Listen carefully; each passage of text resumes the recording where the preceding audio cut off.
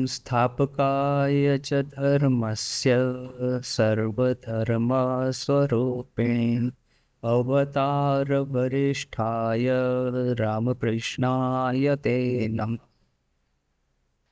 तो हमने देखा कि अमेरिका में सर्वप्रथम वर्ल्ड पार्लियामेंट ऑफ रिलीजन में पार्टिसिपेट करके पूरे अमेरिका में वेदांत का प्रचार करके अमेरिका और लंदन दोनों में वेदांत का प्रचार करके स्वामी जी जब भारत आए तो भारत में उन्होंने जो किया उस सर्वप्रथम मैंने फर्स्ट विजिट के बाद की जो भारत की जो उनका जो भारत में उनका जो स्टे है जो वो रहे जनवरी 1897 टू जून 1899। तो ये कितना समय होता है? ऑलमोस्ट 97 पूरा, 98 पूरा और 99 आधा, यानी कि 2.5 साल भारत में रुके।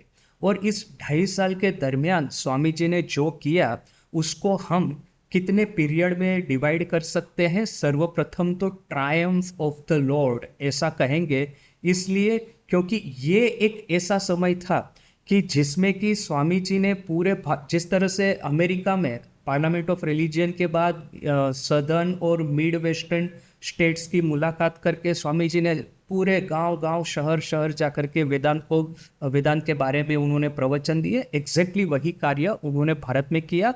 जनवरी 97 टू जनवरी 98 ऑलमोस्ट 1 साल तक स्वामी जी ने कोलंबो, फिर साउथ इंडिया, फिर मद्रास, फिर कोलकाता, दार्जिलिंग, कोलकाता, अल्मोड़ा, भीमताल, बरेली, अंबाला, रावलपिंडी, श्रीनगर, मुर्री, फिर वहाँ से फिर से रावलपिंडी, जम्मू, सियालकोट, लाहौर, देहरादून, सहारनपुर, दिल्ली, राजपूतानापुरा, फिर खंडवा, रतलाम और जबलपुर। यदि हम सिर्फ ये काउंट करेंगे अपनी उंगली पे तो उसमें भी हम थक जाते हैं। तो उसमें स्वामी जी 1 साल में इतना भ्रमण किए, वो कितना फिजिकल स्ट्रेन उनके शरीर पे हुआ होगा हम लोग सोच करके कल्पना भी नहीं कर सकते। अभी मैं कुछ ही दिनों पहले राजकोट से यहाँ पे आया विशाखापट्टनम, ऑलमोस्ट 24 घंटे का जर्नी था और वो भी एसी गाड़ी में बैठ करके। तो अभी क्या है कि इतने 24 घंटों में ही मैं इतना थक गया था, क्योंकि क्या है एक छोटी सी जगह पे बैठे रहना है तो आपको, और फिर वहाँ पे वो सैनिटेशन की क्या परिस्थिति होती हमको तो पता है अभी रेलवे में। तो आज यदि ये परिस्थिति है तो उस समय जो रेलवे जर्नी थी या फिर जर्नी बाय रोड, ये कितनी डिफ़िकल्ट होगी, फिजिकली कितनी स्ट्रेन्यूअस होगी, वो तो हम आज कल्पना भी नहीं कर सकते। तो उस समय में स्वामी जी गांव शहर शहर घूमे, 1 साल में ऑलमोस्ट पूरा भारत घूम लिए। तो ये और फिर बात ये नहीं है कि जर्नी का जो स्ट्रेन है उसके बाद में जहाँ पे डेस्टिनेशन तक जाना है उसके बाद में तो उनको उपदेश देना है, प्रवचन देना है। और स्वामी जी के प्रवचन तो पता है ना, वो कैलिफोर्निया में वो किसी ने कहा कि स्वामी जी आपका जो समय होता है निर्धारित समय प्रवचन का, उससे तो कहीं ज़्यादा आप बोल लेते हैं, तो इतना समय क्या श्रोता लोग बैठे रहेंगे? तो अभी क्या है कि स्वामी जी को तो पता है कि जो श्रेष्ठ वक्ता होते हैं वो जब बात करते हैं तो सामने वाले का मूड समझ लेते हैं, सामने वाले का भाव समझ लेते हैं, ऑडियंस का वो समझ करके ही बात करते हैं।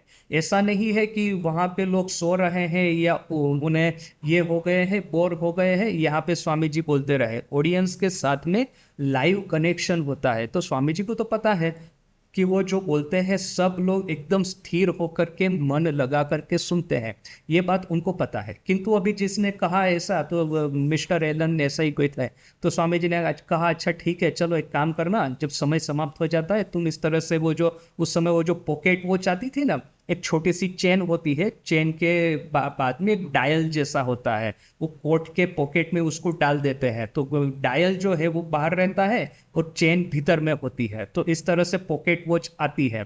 तो स्वामी जी ने कहा कि जब समय समाप्त हो जाएगा तो एक काम करना कि इस तरह से, वो मिस्टर एलन ही थे मोस्ट प्रोबेबली, उनको कहा कि सबसे पीछे में खड़े रहना ऑडियंस के, और फिर ये ऐसा वो अपना जो वॉच है रिस्ट वॉच जो ऐसा वो चेन वाला, उसको ऐसा करके घुमाना मेरे सामने चेन से, तो मैं समझ जाऊंगा कि समय समाप्त हो गया प्रवचन का। तो अच्छा ठीक है, सब ठीक हुआ। और स्वामी जी तो बोलते ही गए। जब समय समाप्त हो गया तो मिस्टर एलन ने ऐसा करके वो घड़ी उनके सामने घुमाया, वो पीछे से खड़े रह गए। तो स्वामी जी ने घड़ी देखा तो स्वामी जी कहते अच्छा अच्छा ठीक है, चलो अभी तक तो समय समाप्त हो गया, अभी तक तो मैं सिर्फ पूर्व भूमिका बना रहा था, अभी तो मैं विषय वस्तु पे आता हूँ, बोल करके उन्होंने और 1-2 घंटा प्रवचन आगे खींच लिया। तो क्या है कि स्वामी जी तो सिर्फ ये नहीं कि 10-15 लोगों को इकट्ठा करके उनको समझाए कि हाँ रामकृष्ण मिशन की स्थापना करनी है और फिर इस तरह से सेवा कार्य करना है, जो कि अमेरिकन कार्य में और भारतीय कार्य में ये एक डिफरेंस था। अमेरिकन लोगों को वेदांत सिखाना था, उनको साधना की ओर ले जाना था, क्योंकि वो रजस की चरम सीमा पे बैठे थे। जबकि भारत की जो परिस्थिति थी, तमस रूपी गड्ढे में गिरा हुआ था हमारा भारतीय युवा धन, और इन लोगों को रजस की सीढ़ी देकर के इस गड्ढे में से बाहर निकालना था। तो सर्वप्रथम तो अपना जो स्वार्थ है, अपनी जो भोग वासनाएं हैं, अपना मतलब जो भी रिजेंटमेंट जो बिल्डअप होता है यंग लोगों के, वो सब त्याग करके थोड़ा सा निष्काम सेवा तो करें, तब कहीं जाकर के मन की शुद्धि होगी और साधना के उच्च आयाम के लिए वे लोग तैयार होंगे। तो वो नहीं, और फिर बस वो साधना की बातें आप करेंगे तो ये लोग कहाँ से सुनने वाले हैं। तो स्वामी जी को यहाँ पे सिर्फ वेदांत का जो सार है, शिव ज्ञान जीव सेवा, वो सिर्फ प्रस्थापित नहीं करना, किंतु साथ में रामकृष्ण संघ के विभिन्न जो ये शाखा केंद्रों के बीच भी डालने हैं। आज हम देखिए कि जहाँ जहाँ स्वामी जी गए हैं, जहाँ जहाँ पे मतलब प्रव्रज्या करने के समय भी और इस तरह से भारत वापस आने के बाद में भी, जहाँ जहाँ पे उन्होंने प्रवचन दिए, जहाँ जहाँ की उन्होंने मुलाकात ली, वहाँ वहाँ पे ऑलमोस्ट प्राय सभी जगहों पे एक ना एक सेंटर बना हुआ है। या तो अपना ऑफिशियल सेंटर होगा या तो फिर भाव प्रचार का होगा। अभी रिसेंटली ही अहमदाबाद में एक सेंटर फिर से नया शुरू हुआ, वहाँ पे भाव प्रचार का सेंटर बहुत दिनों से था। तो वही अहमदाबाद स्वामी जी गए थे, लिमड़ी में स्वामी जी गए थे, तो वहाँ पे अपना सेंटर है। वढवाण में नहीं है, ये मैं गुजरात की बात कर रहा हूँ। तो मैंने जहाँ की मुझे पता है, तो उन्हें ऑलमोस्ट देखेंगे कि धीरे धीरे करके जहाँ जहाँ स्वामी जी गए, जिस जगह पे रुके, जिन लोगों से मिले, उनको केंद्रित करके हमारे शाखा केंद्रों की शुरुआत हुई है और हो रही है। तो ये तो स्वामी जी को करना था। और फिर देखिए कि यहाँ पे एक दूसरी भी बात है कि मैंने ये जो पार्टिकुलर टाइटल दिया, Triumph of the Lord, Lord अर्थात श्री रामकृष्ण।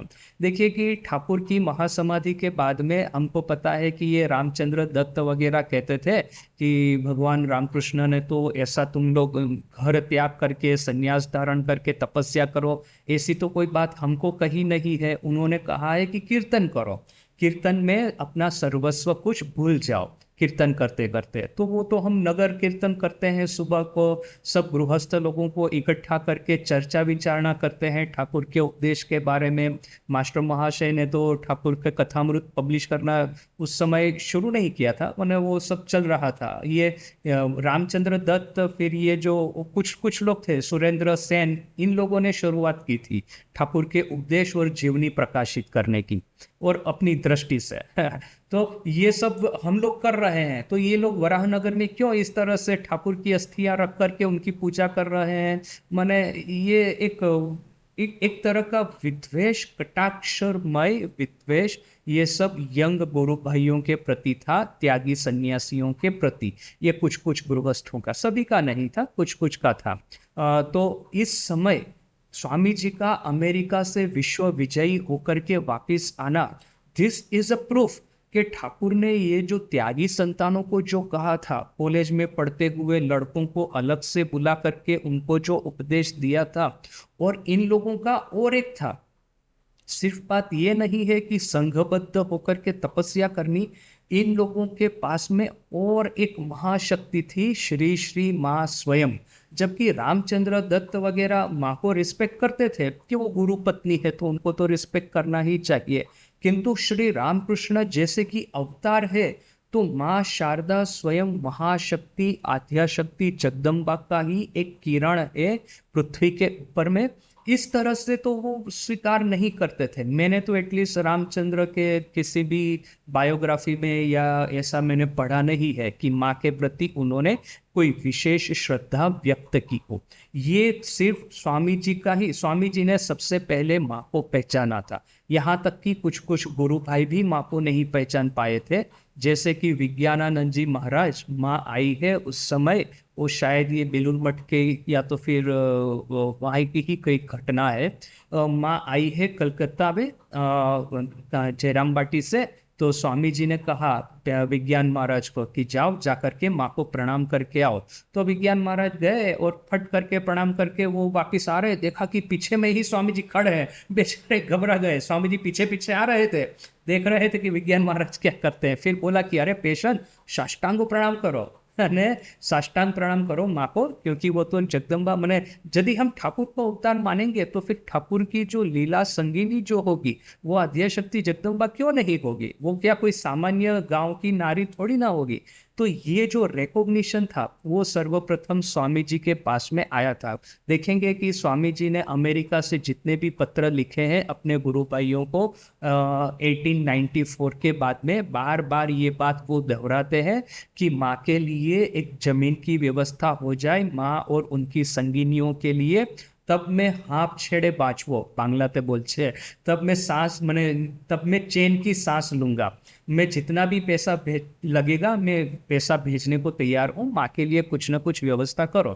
तो जो भी है वो जो परिस्थिति थी उस समय हो नहीं पाया, किंतु शरद महाराज ने बाद में वो फिर माँ के लिए उद्बोधन मायरवाड़ी की रचना की, और फिर वहीं पे अपने से रामकृष्ण संघ के सेक्रेटरी होने के बावजूद माँ के द्वारी होकर के, माँ के गणेश होकर के वहाँ पे रहते थे, माँ के सेवक होकर के।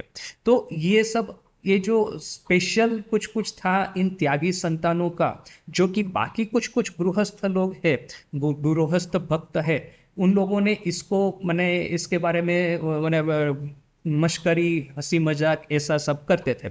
ये तो एक बात है। फिर ये जितने भी बाह्य शक्तियां हैं, ब्राह्मो समाज है वगैरह, ब्राह्मो समाज वाले अपने अखबार पत्र में, न्यूज़पेपर में, सब जगह पे प्रवचन देके कहते थे कि अरे रामकृष्ण परमहंस को, ये परमहंस महाशय को तो बड़ा हम ही ने किया है, वो केशव सेन ने ही उनके बारे में प्रचार किया है, वरना श्री रामकृष्ण को कौन पहचानता था? अभी केशव सेन खुद ठाकुर के पास में आकर के धन्य हो गया, वो नहीं, ठाकुर की महत्ता इसलिए है क्योंकि केशव ने उनका प्रचार किया, केशव उनको सम्मान देता था।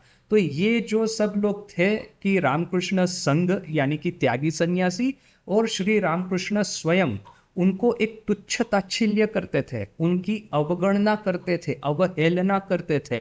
उनके चेहरे पे एक मने एक चाटा मारने के समान, जब स्वामी जी अमेरिका से विश्व विजयी होकर के लौटे और जितने भी राजा थे साउथ इंडिया के वगैरह, स्वामी जी के रथ के घोड़े को छोड़ करके उन्होंने अपने हाथों से स्वामी जी के रथ को चलाया राजमार्ग के ऊपर में।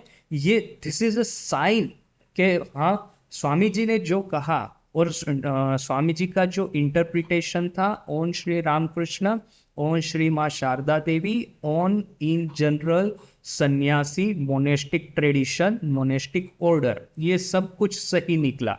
यहाँ तक कि स्वामी जी के कुछ कुछ गुरु भाई भी वहाँ पे थोड़ा सा ये आश्चर्यचकित इस बात से हो गए थे कि स्वामी जी क्यों इस तरह से वेदांत की बातें करते हैं, या तो फिर ये शिव ज्ञान है, जीव सेवा, ये सब क्या है? अखंडानंद जी ये जो सब रिलीफ एक्टिविटी मुर्शिदाबाद, उससे पहले काठियावाड़ वगैरह जो उन्होंने प्रारंभ किया था, गरीबों के लड़कों को ये पढ़ाई लिखाई करवाने, ये सब क्यों करवाते हैं? इसका तो हमारे ठाकुर के जीवन से, हमारे जीवन से इसका क्या प्रयोजन है, क्या संबंध है? तो जितना भी क्रिटिसिज्म था, जितना भी एक तुच्छ ताच्छिल्य, एक अवहेलना थी, सबके मुंह बंद हो गए, क्योंकि स्वामी जी का जो इंटरप्रिटेशन है ओन श्री रामकृष्ण, ओन वेदांत, ओन माँ शारदा, वो आखिर में विश्व विजयी हुआ। तो ये जो फिर हमें सिर्फ विश्व विजयी होकर के वापिस आना है और फिर आराम से बैठ कर के अपने शिष्यों से, गुरु भाइयों से घेर कर के गंगा के किनारे जमीन लेके फिर अभी बाकी का जीवन शांति से बिताना है, स्वामी जी के नसीब में ये सब तो था नहीं। उनको तो भारत के प्रत्येक गांव, शहर और ये जहाँ पे भी उनको देखा कि पोटेंशियल है, रामकृष्ण संघ के बीज डालने थे। तो इसीलिए ये पूरा 1 साल का भ्रमण, इतनी सारी कहानियां इस पीरियड में है। उसके बाद में मठ में वो रुके, फिर जो कि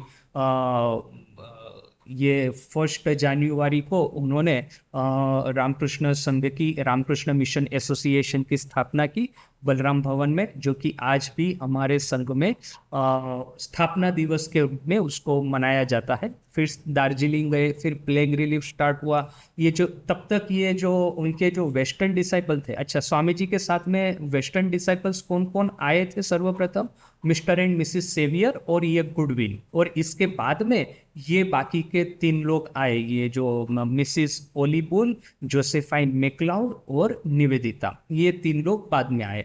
तो ये जब प्लेग रिलीफ स्टार्ट हुई थी उस समय निवेदिता थी।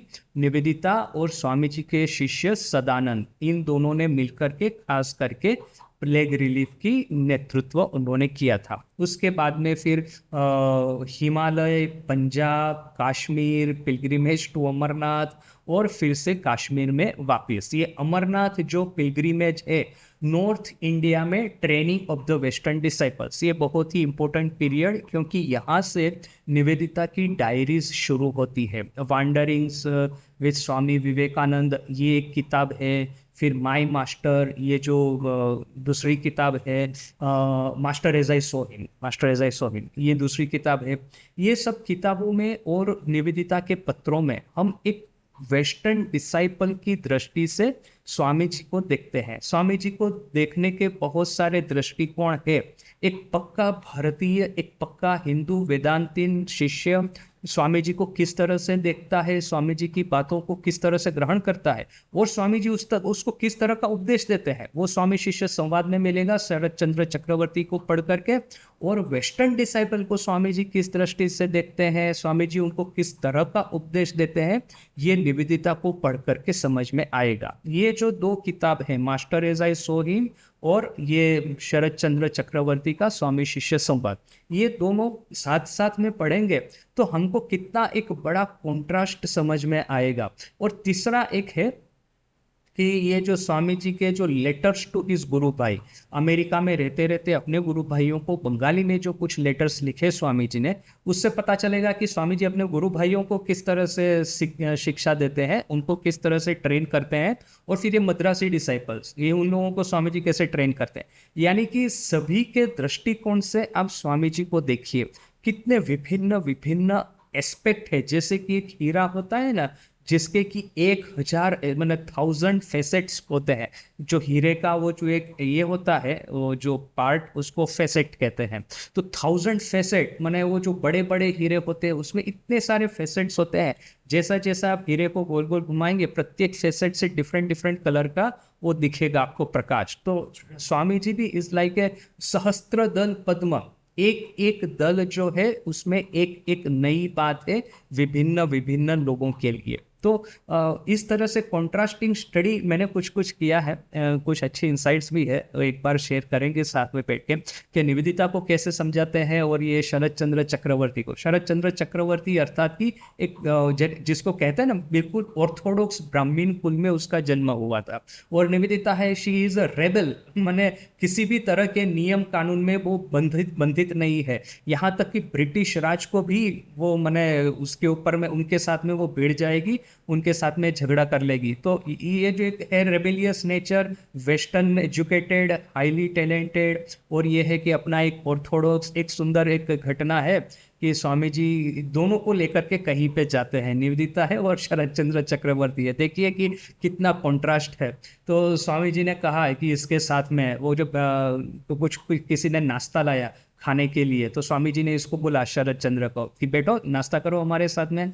तो वो थोड़ा सा ये कर रहा है, हिचकिचा रहा है। स्वामी जी तो थे, ठीक है, स्वामी जी के साथ में नाश्ता करने में कोई आपत्ति नहीं। वहाँ निवेदिता भी बैठी है, वो तो विदेशी नहीं है, उसके साथ में खाना खा करके तो फिर वो तो अपनी नात के बाहर हो जाएगा। उस समय तो था ना कि नात जात का इतना था, ये विदेशी गोरे हैं, म्लेच्छ है, काला पानी क्रॉस करके आए हैं, उनके साथ में खाना खाना मतलब कि पता नहीं क्या, फिर वो नात वाले बाहर कर देंगे, बहिष्कार कर देंगे, ये वो सब, तो बेचारा वो हिचकिचा रहा है। तो स्वामी जी ने कहा अरे बैठो खाओ, तो फिर अभी क्या करें, स्वामी जी का आदेश है तो ठीक है, उनके साथ में बैठ कर के खाना नाश्ता किया और पानी भी पिया।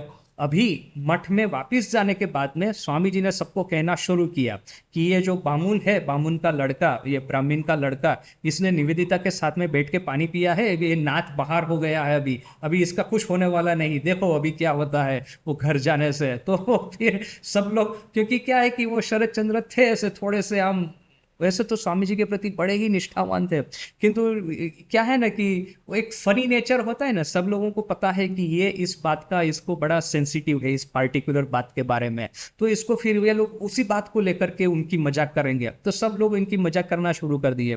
तब ये शरद चंद्र कहता है थोड़ा सा नाराज होकर के, महाशय, स्वामी जी को कहता है कि मैंने तो आपने जो कहा वैसा ही किया है, अभी यदि नाक बाहर हो जाता हूँ तो हो जाता हूँ, अभी मैं क्या करूँ। ये दोनों के बीच में जो कॉन्ट्रास्ट था वो सिर्फ इस तरह से बाह्य दृष्टि से नहीं, तो स्वामी जी उनको किस तरह से क्या सिखाते हैं, क्या समझाते हैं, that itself is something revealing. Ramakrishna mission में एक चीज देखिए कि वो है डाइवर्सिटी। विभिन्न विभिन्न जगह से विभिन्न विभिन्न तरह के लोग आते हैं। हम लोग ये नहीं कहते, बहुत सारे संघ संप्रदाय या तो फिर ऑर्डर्स ऐसे होते हैं, वहाँ पे एक पार्टिकुलर तरह की ही विचारधारा चलेगी, वहाँ पे एक पार्टिकुलर नात से, जात से या कास्ट से ही लोग आएंगे। अभी जैसे कि कुछ कुछ आपको दिखेंगे कि ऐसे कुछ ऑर्डर है जिनके की फाउंडर्स जो अमेरिका में यात्रा किए थे, तो फिर वहाँ पे एक पूरा विदेशी तरह का ही आपको एक सिस्टम देखने को मिलेगा। कोई कोई जो फाउंडर्स होते हैं, स्थापक संघ के, वो भारत में ही रहे हैं, काफ़ी ऑर्थोडॉक्स उनका लाइफ रहा है, तो उनके जो फॉलोवर्स होते हैं वो भी काफ़ी ऑर्थोडॉक्स होते हैं। जबकि स्वामी जी का, ठाकुर का देखिए कि लिबरल हो न कि ऑर्थोडॉक्स हो, फॉरेनर्स हो न कि इंडियन हो, नॉर्थ हो न कि साउथ हो, ईस्ट हो न कि वेस्ट, सब तरह से, सब तरह की विचार सरणी वाले, विभिन्न तरह की ये थिंकिंग प्रोसेस वाले लोग आपको यहाँ पे मिलेंगे। सब समय साथ में सब लोग शांति से रहना ऐसा थोड़ा सा मुश्किल होता है, कहीं कहीं पे कुछ ना कुछ प्रॉब्लम भी होता है, किंतु ओवरऑल यदि देखेंगे, इन जनरल यदि देखेंगे, तो सभी के लिए द्वार यहाँ के उन्मुक्त है, यहाँ के दरवाजे सभी के लिए खुले हैं। तो ये जो लिबरलिज्म जो था, ये इसको हम लोग खास करके इन दोनों का लाइफ और टीचिंग्स कॉन्ट्रास्ट करके हमको समझ में आता है, निवेदिता और शरद चंद्र का। तो इसके बाद में माने वो जो पूरा पीरियड था कि अपने वेस्टर्न डिसाइपल्स के साथ में स्वामी जी नॉर्थ इंडिया की जर्नी किए, कश्मीर में रुके, उसके बाद में अमरनाथ गए, अमरनाथ की कितनी सुंदर कहानियाँ है। निवेदिता स्वामी जी से थोड़ी सी नाराज हो गई थी उस समय, स्वामी जी के साथ में फिलोसॉफिकल डिस्कशन जो चल रहा था उसमें वो कुछ न कुछ, कहीं ना कहीं वो शी वॉज डिससेटिस्फाइड। आखिर में अमरनाथ गुफा की यात्रा, अमरनाथ में स्वामी जी को भगवान शिव का दर्शन हुआ, इच्छा मृत्यु का वरदान मिला निवेदिता के साथ में। फिर आखिर में एक कुछ दिन ऐसे हुए, स्वामी जी ने सोचा कि इन सबसे मैं दूर चला जाता हूँ, ये जितने भी वेस्टर्न डिसाइपल्स हैं और जितने भी उनके जो साथी थे, तो सबसे अलग जा कर के उन्होंने कुछ दिनों के लिए खीर भवानी वगैरह जा कर के तपस्या की। खीर भवानी हुए, वो फेमस दर्शन, सब बातें जो है इस समय में हुई थी। मई 1898 अक्टूबर 1898, मई जून जुलाई अगस्त सितंबर अक्टूबर, 5 से 6 महीने में ये सब घटनाएं हुई। उसके बाद में बेलूर मठ, कलकत्ता वापस आए, बेलूर मठ की स्थापना हुई, बैद्यनाथ गए और फिर वापस आकर के कोलकाता वापस आकर के अपने शिष्यों से, अपने गुरु भाइयों से और ये अपने एडमायरर से, उनके साथ में रह करके स्वामी जी ने अपना उपदेश, अपना मैसेज देने की शुरुआत की। वो जो था अक्टूबर टू जून 1899, वो ऑलमोस्ट और दूसरा एक साल का ऑलमोस्ट पीरियड होगा। उसके बाद में जो हुआ, स्वामी जी का सेहत बिगड़ता ही गया। उस समय डॉक्टर ने कहा कि चाहिए आप एक काम कीजिए, दूसरी बार विदेश यात्रा कर लीजिए, शायद ऐसा हो सकता है कि समुंदर की हवा से आपकी स्वास्थ्योन्नति हो। तो उसके लिए स्वामी जी फिर से निकले भारत से, साथ में थी निवेदिता और हरि महाराज, तुरानंद जी महाराज। ये जो second mission to the west है, क्योंकि वैसे तो बात थी कि स्वास्थ्योद्धार के लिए, आरोग्य लाभ के लिए ये जर्नी है, किंतु स्वामी जी के लिए आरोग्य वगैरह कहाँ अभी, ये जीवन में जो भी है सब तो ठाकुर को समर्पित है। अभी अगला जो जीवन होगा शायद उस समय आरोग्य की बात सोची जाएगी। तो जो स्वामी जी वैसे निकले तो सही आरोग्य लाभ के लिए, किंतु उसके बाद में जो सबसे इम्पोर्टेंट फेज था स्वामी जी के जीवन का, मेरी दृष्टि से जो कैलिफोर्निया में स्वामी जी ने मैसेज दिया वो अभी उनके सामने था। और कैलिफोर्निया जाना भी कैसा हुआ वो भी एक पूरी बात है। तो अभी ये जो second mission to the west, June 99 to November 1900, ये जो डेट लिखा है गलत है, 1890 नहीं होगा, 1900 होगा। तो जून से ऑलमोस्ट 1.5 साल की ये सफ़र रही। और ये 1.5 साल में स्वामी जी ने सबसे पहले तो ओशन वॉयज, उसके बाद में लंदन में रुके, लंदन में निवेदिता के घर वगैरह गए थे, और यहीं पे ईटी स्टडी के साथ में जो सब प्रॉब्लम्स थे ये सब स्टार्ट होते हैं। स्टडी स्वामी जी को नहीं मिला, और स्वामी जी ने वो जो फिर उल्टा पुल्टा बोल करके स्वामी जी को लेटर लिखे कि आपका तो बड़ा ही लग्जरियस लाइफस्टाइल है, ये वो हिंदू सन्यासियों की तरह आप नहीं रहते। तो फिर स्वामी जी ने उसका उत्तर भी दिया, वो हमने पहले एक बार डिस्कस किया है। इसके बाद में जब स्वामी जी अमेरिका आए तो उनके लिए वहाँ पे जोसेफाइन मैक्लाउड, ये जो mister and missis Francis Leggett, इन लोगों ने ठीक करके रखा था कि स्वामी जी को विश्राम के लिए रिजली मैनर ले जाया जाए। तो स्वामी जी जब रिजली मैनर गए, that is another great chapter in Swami जी's life, the great summer. Josephine MacLeod इस पूरे जो स्टे था स्वामी जी का, अगस्त, सितंबर, अक्टूबर, नवंबर, ये 4 महीनों का, 3.5-4 महीनों का जो पूरा वहाँ पे विश्राम का समय था रिजली मैनर में, उसको कहती है द ग्रेट समर, अर्थात कि एक भव्य ग्रीष्म। और इस समय के दौरान जैसे कि 1000 आइलैंड पार्क में स्वामी जी अपने पश्चिमी शिष्यों से एक अंगत रूप में जो वार्तालाप होता है, एक तो मैंने एक पब्लिक में लेक्चर देना एक होता है, और जो अपने अंतरंग होते हैं उनको एक घरेलू वातावरण में बैठ करके एक इन जनरल स्पिरिचुअल डिस्कशन होता है, इंस्पायरिंग घटनाएं होती हैं, वो सब यहाँ पे इतनी सुंदर सुंदर घटनाएं हैं। रामकृष्ण ज्योत में मैंने पूरे सीरीज ऑफ आर्टिकल्स इसके बारे में लिखे हैं। तो एक सुंदर घटना कि निवेदिता के साथ में स्वामी जी एक दिन शाम को टहलने के लिए निकले थे। पूरा गांव जैसा ही था, और ये मैनर था जो रिजली बोल करके गांव था, उसमें ये मैनर था, तो इसका नाम था रिजली मैनर। तो एक बार टहलने के लिए गांव के रास्ते पे निकले हैं, पूरा शांति है, सूर्यास्त हो रहा है, वो पेड़ की छाँव में ये पूरे टहल रहे हैं। उस समय निवेदिता कहती है कि देखिए कि इस समय इतनी शांति है, इतनी शांति है, स्वामी जी का संग है साथ में। तो स्वामी जी को निवेदिता कहती है कि अपने जो पदक्षेप है, अपने चरणों की जो आवाज़ है, पैदल चलने की जो आवाज़, उससे भी मुझे मैंने इसका भी एक डिस्टर्बेंस, इससे भी खलेल पहुँचते हैं, ये भी एक डिस्टर्ब करने वाला है, क्योंकि शांति इतनी है कि पदक्षेप यानी कि पैरों की आवाज़ ये भी इतनी बड़ी होकर के सुनाई देती है। तो स्वामी जी इसके सामने क्या कहते हैं पता है, कि भारत में शेर जब शिकार करने के लिए चलता है जंगल में, और यदि उसके जो पैर जो है सूखे वैसे तो शेर का जो पैर जो होता है सॉफ्ट होता है, और इतना सॉफ्टली वो जमीन पे पैर रखेगा कि जब वो आप यदि शिकार है और शेर पीछे में आकर के खड़ा भी रह गया तो आपको पता नहीं चलेगा, जब तक शेर अटैक नहीं करता है, इतना सॉफ्टली वो जमीन पे चलता है। किंतु गलती से भी शेर का पैर कभी सूखे पत्ते पे गिर गया, और पत्ते की आवाज से जो शिकार है जिसके पीछे वो चल रहा है वो चौकन्ना हो गया और भाग गया, तो शेर क्या करता है पता है, अपनी पूंछ जो है अपने मुंह में लेकर के अपने दांतों से उसको ऐसा काटता है कि पूंछ में से खून निकलना शुरू हो जाए। क्यों? ऐसा करके वो अपने को कंडीशन कर रहा है, अपने को ट्रेन कर रहा है। छोटी सी गलती से भी तुम्हारा शिकार तुम्हारे हाथ से चला गया, इतनी छोटी गलती भी जीवन में नहीं होनी चाहिए, वरना तो जो प्राप्तव्य जो है एक लक्ष्य है वो चला जाएगा। देखिए कि एक छोटी सी घटना में साधक को कितना सब कुछ सीखने के लिए है। अपना जीवन वैसे तो डेडिकेटेड है कि चलो साधु हो न कि गृहस्थ हो, हमको ठाकुर को प्राप्त करने के लिए, ठाकुर के दर्शन प्राप्त करने के लिए, उनके आशीर्वाद प्राप्त करने के लिए कुछ ना कुछ साधना अवश्य करनी है, नियम बना करके।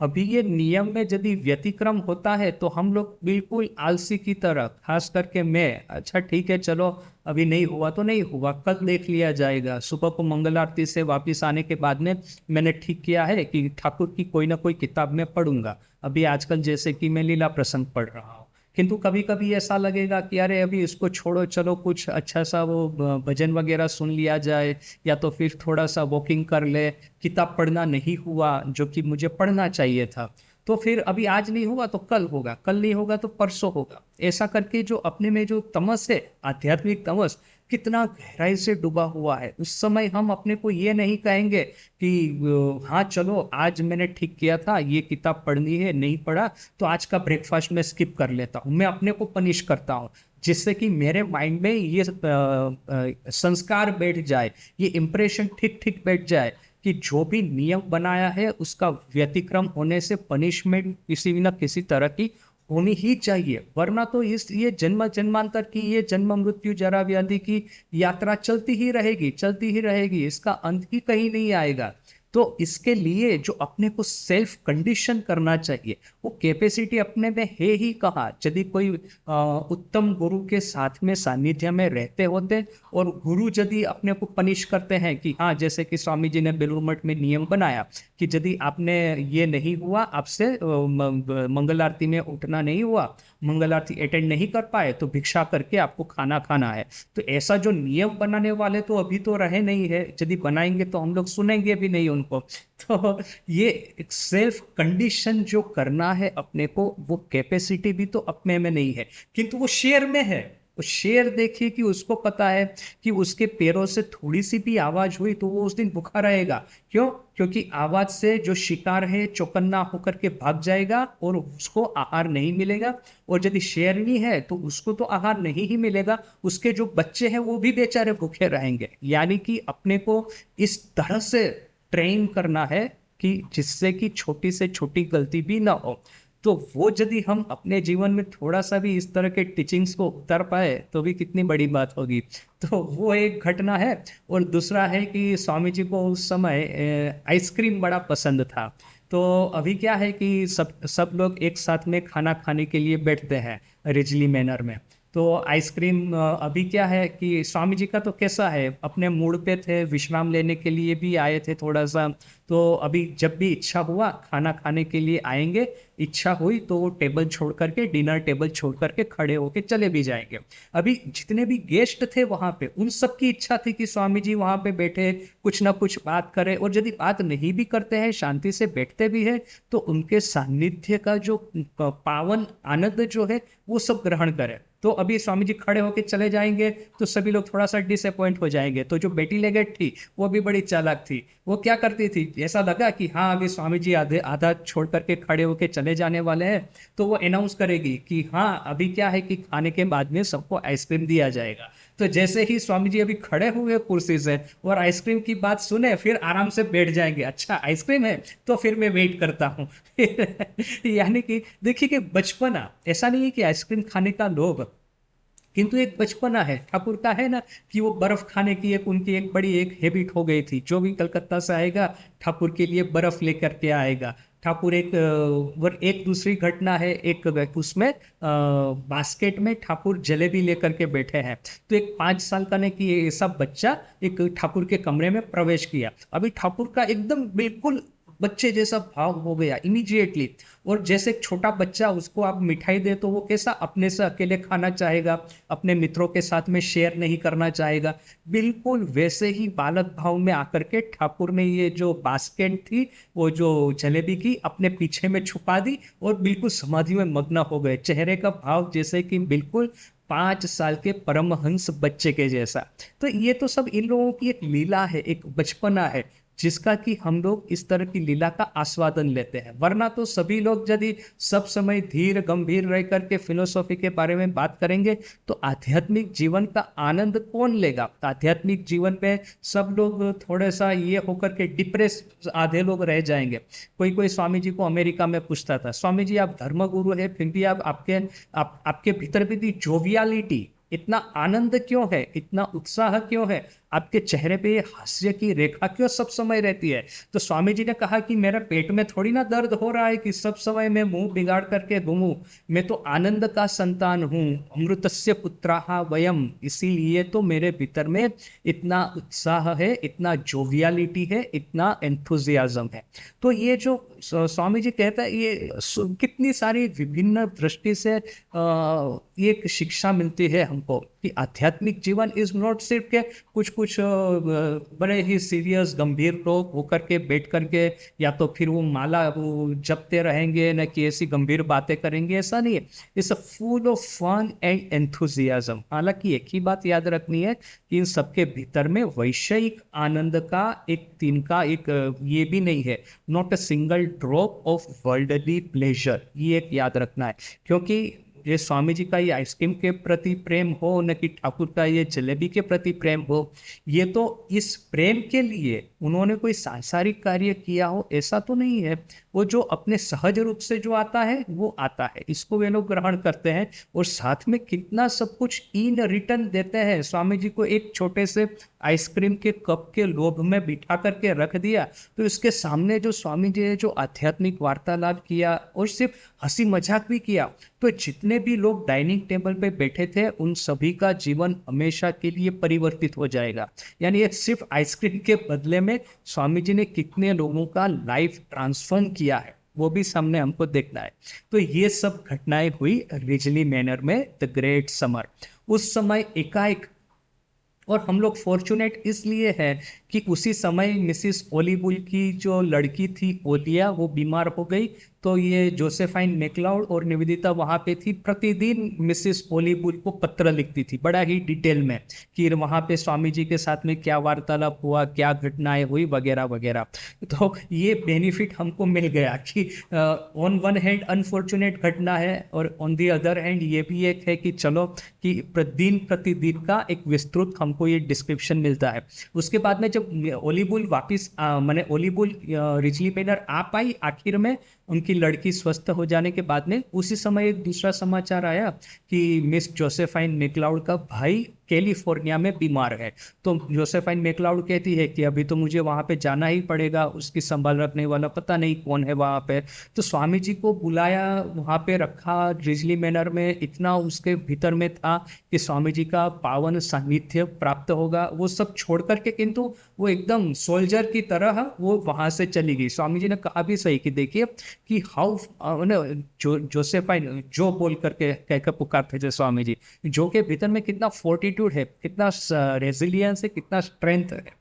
तो अभी इसका फायदा हमको ये हुआ कि जोसेफाइन मैक्लाउड जब कैलिफोर्निया गई तो फिर से वो पत्रों का सिलसिला चालू हो गया। मिसिस ओलीबुल और निवेदिता दिन प्रतिदिन बड़े ही विस्तृत पत्र लिखती थी जोसेफाइन मैक्लाउड को, और इसी के दौर मैंने ये दोनों पत्रों की सिलसिले से पहले तो मिसिस ओलीबुल को लिखे हुए, उसके बाद में जोसेफाइन मैक्लाउड को लिखे हुए पत्रों की ये पूरी सीरीज से ये जो पूरा स्टे था स्वामी जी का, इसके बारे में इतना सब कुछ हमको जानने को मिलता है। और फिर आखिर में स्वामी जी वो जो आखिरी घटनाएं, उस समय मिसिस ओलीबुल को स्वामी जी ने गिरुआ वस्त्र प्रदान किया था, वो भी एक बड़ा सुंदर डिस्क्रिप्शन है इसके बारे में। फिर आखिर में अभी यहाँ पे देखिए कि किस तरह से विधि का ये चक्र चलता है। जब जोसेफाइन जा रही थी उस समय स्वामी जी ने कहा था, जोसेफाइन ने कहा कि स्वामी जी आप भी आइए कैलिफोर्निया, वहाँ पे तो आप जब फर्स्ट टाइम आए थे तो ये ईस्ट कोस्ट और ये वहाँ पे ये मिड ईस्ट वगैरह राज्यों में ही आप घूमे हैं, वेस्टर्न अमेरिका में तो आप कभी आए नहीं हैं, तो मैं जा रही हूँ तो आप भी आइए। तो स्वामी जी ने कहा कि तुम कुछ क्लासेस को और ऑर्गेनाइज करो, अरेंज करो, फिर मैं आता हूँ। तो आखिर में हुआ वही, जोसेफाइन मैक्लाउड जब वहाँ जा गई और फिर उसने धीरे धीरे करके स्वामी जी के बारे में बात करना शुरू किया और स्वामी जी को निमंत्रण दिया और स्वामी जी लॉस एंजलिस पहुँचे। That is the west coast of America, जिसको कि कैलिफोर्निया राज्य कहा जाता है। दिसंबर 99 टू जुलाई 1900, अगेन 6 महीने का बिल्कुल ही टूंक समय, बहुत ही छोटा सा समय, किंतु इतने छोटे से समय में भी स्वामी जी ने जो कैलिफोर्निया में किया है, जो प्रवचन दिए हैं, जो लाइफ ट्रांसफॉर्म की है, वेदांत के जो बीज डाले हैं, उसका फायदा, उसका जो वटवृक्ष होकर के ये जो Vedanta society of northern California और Vedanta society of southern California, ये दो वेदांत सोसाइटी का जो पूरा भव्य इतिहास है, उससे हमको पता चलता है कि कितना ही बड़ा वटवृक्ष यहाँ पे ये प्रकटित हुआ है। खास करके ये जो दो ग्रेट स्वामी जी को फॉलो किए, वैसे तो त्रिगुणातीतानंद जी आए थे, तुरानंद जी आए थे, उनका भी एक बड़ा योगदान रहा, किंतु जो सेकंड जनरेशन थी उसमें अशोकानंद जी महाराज नॉर्दर्न कैलिफोर्निया में और सदर्न कैलिफोर्निया में प्रभुवानंद जी महाराज, इन दोनों ने एग्जेम्पलरी वर्क वहाँ पे किया है, जिससे कि आज एक सॉलिड फाउंडेशन वेदांता का वेस्ट कोस्ट के ऊपर में है। और वहाँ पे जितने भी एक नई generation of thinkers, creative artist, scientist, philosophers, ये जो थॉट लीडर्स, ये जितने भी थे उस एरिया के, वो सभी लोग किसी न किसी तरह से वेदांत से प्रभावित हुए थे। यहाँ तक कि हॉलीवुड की मूवीज़ में भी देखिए कि वेदांत का किस तरह से प्रभाव है। ये जो स्टार वॉर्स बोल कर के जो मूवी है, तो इसमें भी देखिए कि वेदांतिक आइडियाज़ को आपको कहाँ कहाँ पे वो देखने को मिलेंगे। तो ये वेदांत ने सिर्फ लोगों का साधना और थिंकिंग फिलोसॉफी ही ट्रांसफॉर्म नहीं किया, पूरा पॉपुलर कल्चर में उसने रूट, अपनी जड़ बिठाई है। तो ये सब उसके बारे में डिटेल में थोड़ा सा डिस्कस करेंगे, वो अभी तक आज ही तक। दीक्षा दीक्षा देवी हरि कृष्ण पट। ये अधिकारी भेद की बात आपने बिल्कुल ठीक कही कि जैसे कि गिरीश घोष है, तो वो पूरा भैरव जैसा भाव था। अभी गिरीश घोष का अनुकरण करके और एक भक्त था कि ठाकुर को गाला गाली करने को जा रहा है, तो ठाकुर ने उसको ऐसा डांट करके बिठा दिया ये वो गिरीश थोड़ी ना है, गिरीश तो भैरव था। तो सबका जैसा भाव होता है। माँ के पास में भी देखेंगी, जो एक लड़का माँ के पास गया, बोलता है संन्यास लेना है, तो माँ ने कहा बेटा देखो जगत में सब कुछ दो दो है, ये चौख दूटी हाथ दूटी, माने ये 2 आँख है 2 हाथ है, तो वैसे ही पति पत्नी होते हैं संसार में, तो तुम जाओ घर जाके संसार करो। और जो गौरीशानंद जी वगैरह, राममई महाराज, इनको सब अपने हाथों से गिरवा वस्त्र दिया। तो जो जिस बात का अधिकारी है। और दूसरा क्या है कि इंटरप्रिटेशन भी अपना एक दूसरी बात है कि अब जैसे योगा क्या है, ये त्रिगुण क्या है, वेदांत क्या है, इन जनरल इतने सारे इंटरप्रिटेशन आपको दिखाई देंगे अपने ही। अभी वेदांत को लेकर के ही ये शंकराचार्य, रामानुजाचार्य, मध्वाचार्य, इन सब में आप देखिए कि कितना वाइड वेराइटी है इंटरप्रिटेशन का। तो ये 2 चीज़ है, मैंने अधिकारी भेद भी एक है कि फिर आप पार्टिकुलर सिचुएशन में किस तरह से इंटरप्रेट करेंगे। ठाकुर ने इस तरह से इंटरप्रेट किया और हम लोग कभी इस तरह से इंटरप्रेट करते हैं। तो ये जो एक फ्लेक्सिबिलिटी जो है ना अपने शास्त्र में, वो भी एक है कि वो ये रिजिड डेफिनेशंस भी है कि आपको इसी तरह से ही इसको देखना है। It gives you that freedom of ideas. तो इसको भी इस दृष्टि से भी इसको थोड़ा सा देख सकते हैं। मैं तो कहता हूं कि सब कुछ ट्राई कर लिया जाए। अभी जैसे देखिए ये स्वामी शिष्य संवाद और master as I saw him, कितना कॉन्ट्रास्टिंग दोनों तरह से, उसके ऑथर्स की पर्सनालिटी भी और जो सब्जेक्ट मैटर है, दोनों कितना जबरदस्त कॉन्ट्रास्ट है। अभी आपको लगेगा कि मुझे कौन सी किताब अच्छी लगती है, उसके अनुसार मेरा होगा रास्ता। तो मुझे तो दोनों किताब अच्छी लगती है in spite of being completely अभी तो और भी ज्यादा कंफ्यूजन हो गया कि मेरे लिए कौन सा रास्ता है। वो जो ऑर्थोडॉक्स हिंदुइज्म वाला ना कि बिल्कुल रेबेलियस वेस्टर्न एटीट्यूड, मेरे लिए कौन सा है। तो मैं तो कहता हूँ कि दोनों ट्राई कर लिया जाए, आखिर में कौन से चीज में हम सक्सेसफुल होते हैं वो धीरे धीरे करके स्वामी जी ही हमको बता देंगे। यदि मानते हैं कि चलो मारो काटो इस तरह का भाव, तो ये भी एक बार एक्सपेरिमेंट कर लिया। एक सात्विक जीवन एक यदि जीना है वो भी एक्सपेरिमेंट कर लिया, देखिए कि हमको किस में सक्सेस मिलती है, वो करके वो एक्सपेरिमेंट ही हमको बता देगा कि कौन से रास्ते पे हमको धीरे धीरे जाना चाहिए। ट्राई कर लेना है, सब कुछ ट्राई करने में तो ऐसा कोई बुरा कुछ नहीं है। आखिर में स्वामी जी ने निवेदिता को हो न कि शरद चंद्र को हो, गलत तो कुछ बताया नहीं है। यानी दोनों रास्ते यदि हम अपना भी लेंगे तो गलत तो अपने साथ में कुछ होने वाला नहीं है। जो रिजल्ट आएगा उससे पता चलेगा कि मेरा एप्टीट्यूड इसमें ज़्यादा है, इसमें ज़्यादा नहीं है, तो फिर उस रिजल्ट से ही हम धीरे धीरे करके फाइन ट्यून करते जाएंगे। हाँ, और कभी कभी क्या होता है ना कि मैंने विभिन्न समय में विभिन्न सॉल्यूशन काम करते हैं। आज मैं इस तरह के माइंड सेट में हूँ, भी राजकोट में था एक तरह का माइंड सेट था, यहाँ पे एक तरह का है, बेलूर मठ में दूसरे तरह का था।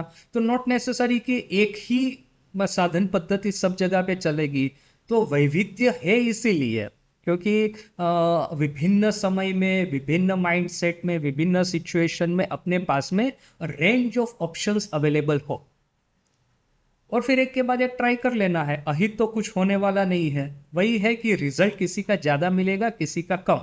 तो जो ज़्यादा अच्छा रिजल्ट मिलता है, let us continue following it for that particular time. क्योंकि देखिए कि एक सदगुरु मिलना और वो आपको बता दे कि हाँ तुम्हारे लिए ये रास्ता है, इसको करो, बाकी सब ठीक हो जाएगा। स्वामी ठाकुर किसी को बोलते थे तुम अभी कीर्तन करो, तो पता है कि वो त्याग का अधिकारी नहीं है, तो कीर्तन करने को बोल दिया। तो कीर्तन करते करते अभी केशव सेन है, उसको कीर्तन सिखा दिया। तो इतना निराकारवादी था, आखिर में खोल करताल लेकर के माँ का कीर्तन करता था, तो जिससे कि उसके बहुत सारे कलीग नाराज हो गए थे। किंतु ठाकुर को उसको खुद को पता था कि ये जो मैं कर रहा हूँ उससे मुझे रिजल्ट मिल रहा है, तो ही कंटिन्यू डूइंग इट। अभी उसको नरेन वाला रास्ता नहीं बताया, नरेन का रास्ता, केशव सेन का रास्ता, हालांकि बोथ वेर हाईली टैलेंटेड किंतु अलग थे। तो अपने पास तो वो ठाकुर है नहीं कि वो रास्ता बताए कि तुम्हारे लिए ये है। तो वो केशव सेन की तरह खोल करता उससे कीर्तन भी कर लिया, स्वामी जी की तरह थोड़ा त्याग करने का भी प्रयास कर लिया। देखिए कौन सा ज्यादा सक्सेसफुल होता है, फिर go on continue doing that. सही। ठाकुर ठाकुर स्वयं जब भी वेदांत साधना का समय आया तो तोतापुरी आ गए, तंत्र साधना का समय आया तो भैरवी ब्राह्मणी आ गए।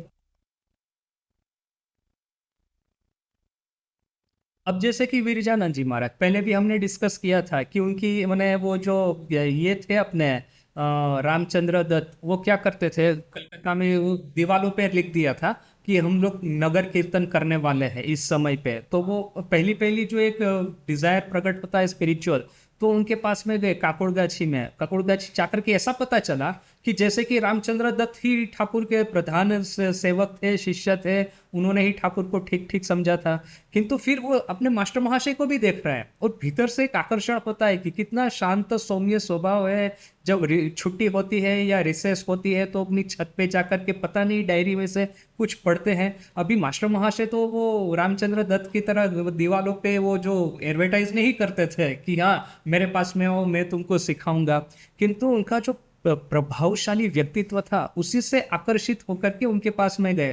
तब कहीं पता चला कि अरे वहां पे वरानगर मठ भी है, वहां पे त्यागी संतान भी है, और ठाकुर के असली जो वो संदेश वाहक है वो तो वही है। तो वो मास्टर महाशय और अपने ये विरजानंद जी का मिलन, वो सही में स्टोरी ऑफ एन इपोक बोल करके किताब है, उसमें स्टेप बाय स्टेप जो समझाया है कि किस तरह से फिर ऐसा हुआ कि मास्टर महाशय के पास में जाते हैं और वराहनगर मठ में जाते हैं और वहां पे जाना बंद हो गया कि रामचंद्र दत्त के पास में। तो फिर भी बीच बीच में जाएंगे, क्यों? उनको बुरा ना लगे कि भाई मुझे छोड़ दिया है। मेरा त्याग कर दिया है, मैंने उसको इतना सिखाया फिर भी अभी मुझे इग्नोर करता है, ऐसा न लगे बोल करके वहां पे भी जाते थे। किंतु ऐसा नहीं कि बताया कि फिर हम लोग वहां जा रहे हैं, ऐसा वो जाते थे बीच बीच में, फिर धीरे धीरे करके संपूर्ण रूप से बंद हो गया। तो मास्टर महाशय जिस तरह से लोगों को अट्रैक्ट करते थे, कैसा एक मैंने सुंदर मैंने कुछ 10-15 पेज भर करके वो सब है वर्णन, वो पढ़ने लायक है। Story of an epoch by Swami about Swami Virajananda ji Maharaj. मेरी नज़र के सामने ही हुआ। मैं ट्रेनिंग सेंटर में था तो हमारे सीनियर ब्रह्मचारी थे, उनको संस्कृत और चैंटिंग में बड़ा ही इंटरेस्ट था, साउथ इंडिया से थे। तो उन्होंने सोचा कि देखो रामकृष्ण मिशन में तो ये जो है चैंटिंग संस्कृत वगैरह डेवलप करने का मुझे मौका नहीं मिलेगा, किसी हॉस्पिटल सेंटर में भेज देंगे तो वही सब एडमिनिस्ट्रेशन में मैं डूब जाऊंगा। तो उन्होंने क्या किया, छोड़ करके वो जो कोई साउथ में कोई बहुत बड़ा एक फेमस इंस्टीट्यूट है वहाँ पे चले गए। वो संस्कृत सीख रहा है, उन्हें संस्कृत सीखा, बहुत अच्छे से सीखा, अभी भी शायद वहीं पे होंगे। तो अभी मुझे प्रश्न हुआ कि वो उसकी बात एक तरह से सही है कि यदि उसको संस्कृत ही बहुत अच्छे से सीखना था या भी अभी जैसे, तो यहाँ पे तो उसको वो मौका नहीं मिलने वाला था जो कि उसको वहाँ पे मिला। तो उसने छोड़ करके क्या गलत किया क्या सही किया। मैं अपना खुद का एग्जाम्पल देता हूँ। मैं जब ज्वाइन करने के लिए बेलूर मठ गया तो स्वामी जी को पढ़ करके रखा था, सोचा कि ट्राइबल डेवलपमेंट, रूरल डेवलपमेंट ये सब करना है। कहाँ बेलूर मठ में पूजा हो रही है, क्लास हो रही है और फिर पोस्टिंग होगा तो यही किसी मंदिर में पोस्टिंग होगा। तो मैंने सुहितानंद जी को कहा कि मुझे ट्राइबल डेवलपमेंट करना है, मतलब इस तरह से रूरल डेवलपमेंट। तो बोला कि जाओ तुम रांची चले जाओ, ऑर्डर छोड़ दो, भले ब्रह्मचारी के रूप में रहना।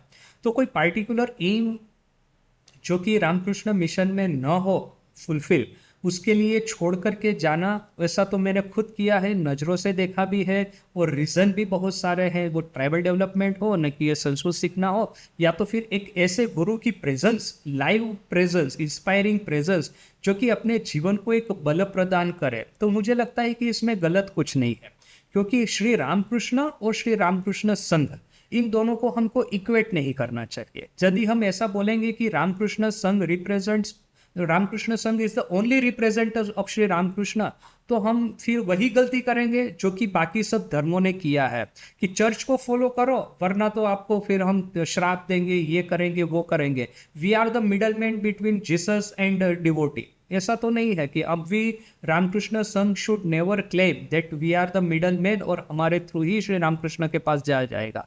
ये मैं तो बहुत ही पक्का मानता हूँ कि हमको ऐसा एक्सक्लूसिविटी का कोई भी दावा नहीं करना चाहिए। Shri Ramakrishna stands on his own. जीवन के कैसे ही क्षेत्रों में ऐसे जगह जहाँ पे नहीं रामकृष्ण मिशन गया है ना ही हिंदुइज्म गया है, वहाँ पे लोगों को प्रेरणा देते हैं ठाकुर। तो किस तरह से प्रेरणा देते हैं और जो प्रेरित होता है और उसका और ठाकुर का सीधा नाता है। रामकृष्ण संघ बीच में नहीं आता। संघ एक मशीन है जिसकी स्थापना एक पार्टिकुलर पर्पस के लिए हुई है, शिव ज्ञान जीव सेवा का आदर्श प्रैक्टिस में लाने के लिए, माने वो उसको अप्लाई करने के लिए। If you do not follow within this narrow definition then you are perfectly free to follow Shri Ramakrishna wherever you are. ये मैं तो एकदम पक्का मानता हूँ इसमें कि if you are comfortable there, if you like there, if it is helpful for your sadhana, then please follow that path. Never believe के ठाकुर के पास में ठाकुर के संघ के थ्रू ही जाया जाएगा। ये जो पासपोर्ट टू हेवन, ये जो चर्च ने शुरू किया था कि आप जितना ही पाप करो वो हमको थोड़ा सा डोनेशन दे दो, हम आपको पासपोर्ट दे देंगे, you will go to Jesus. तो इस तरह तो करप्शन फैलता है। यदि आप संघ को बड़ा चढ़ा करके बड़े करेंगे तो करप्शन ही फैलेगा। That is what I believe.